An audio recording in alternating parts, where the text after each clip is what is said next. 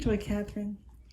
I have some books to share with you today, and this first story is about a bear named Corduroy.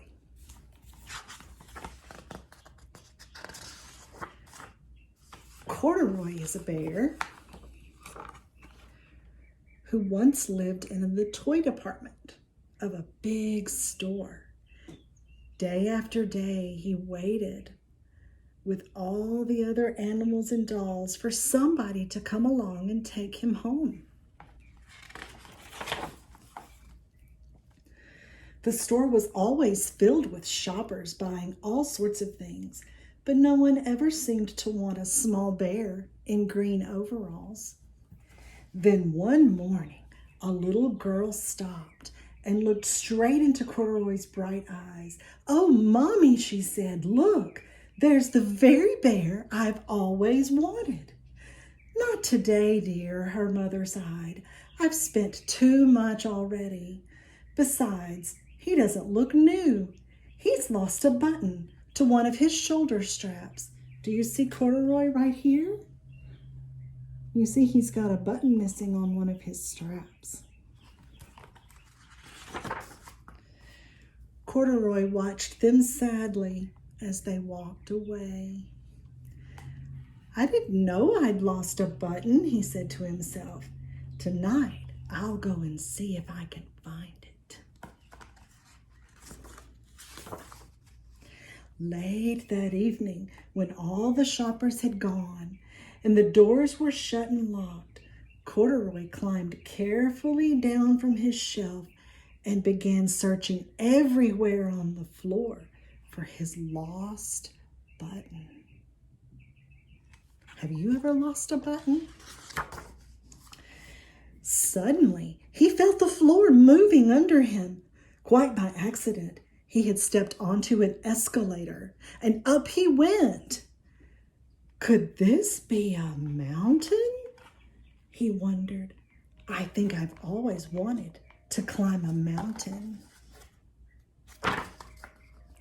He stepped off the escalator as it reached the next floor, and there, before his eyes, was a most amazing sight. Tables and chairs and lamps and sofas and rows of beds.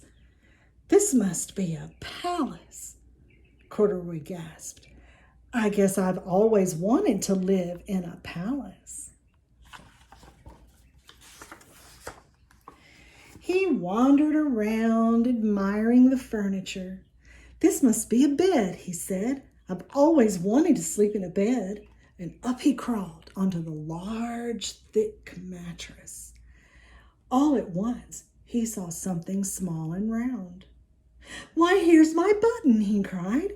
And he tried to pick it up, but like all the other buttons on the mattress, it was tied down tight.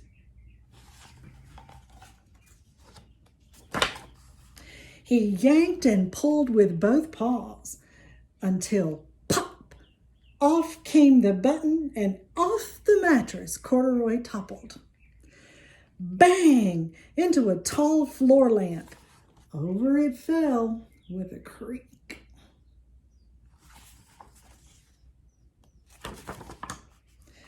Corduroy didn't know it, but there was someone else awake in the store. The night watchman was doing his rounds on the floor above. When he heard the crash, he came dashing down the escalator. "Now, who in the world did that? Somebody must be hiding around here." He flashed the light under and over sofas and beds until he came to the biggest bed of all. And there he saw two fuzzy brown ears sticking up from under the cover. "Hello," he said. "How did you get upstairs?" The watchman tucked Corduroy under his arm and carried him down the escalator and set him on the shelf in the toy department with the other animals and dolls. Corduroy was just waking up when the first customers came into the store in the morning. And there, looking at him with a wide, warm smile, was the little girl he'd seen the day before. "I'm Lisa," she said, "and you're going to be my very own bear. Last night I counted what I've saved in my piggy bank, and my mother said I could bring you home." "Shall I put him in a box for you?" the saleslady asked. "Oh, no, thank you," Lisa answered, and she carried Corduroy home in her arms. She ran all the way up 4 flights of stairs into her family's apartment and straight to her own room.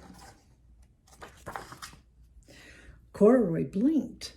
There was a chair and a chest of drawers, and alongside a girl-sized bed stood a little bed just the right size for him. The room was small and nothing like that enormous palace in the department store. "This must be home," he said. "I know I've always wanted a home. See the little bed? Just Corduroy's size." Lisa sat down with Corduroy in her lap and began to sew a button on his overalls. "I like you the way you are," she said, "but you'll be more comfortable with your shoulder strap fastened." "You must be a friend," said Corduroy. "I've always wanted a friend." "Me too," said Lisa, and she gave him a big hug. "And I'm going to give you a big hug the next time I see you too.